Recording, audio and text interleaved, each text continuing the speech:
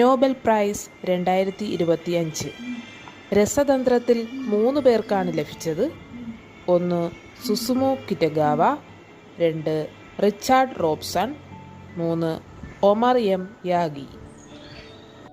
തന്മാത്രാ വാസ്തുവിദ്യയിൽ വിപ്ലവം സൃഷ്ടിക്കുന്ന ലോഹ ഓർഗാനിക് ചട്ടക്കൂടുകൾ MOF വികസിപ്പിച്ചതിനാണ് 3 പേർക്കും നൊബേൽ പ്രൈസ് ലഭിച്ചത്. അപ്പോൾ ഈ 3 പേരുകൾ ഓർത്തു വയ്ക്കാനായിട്ട് ഒരു ചെറിയ കോഡ്.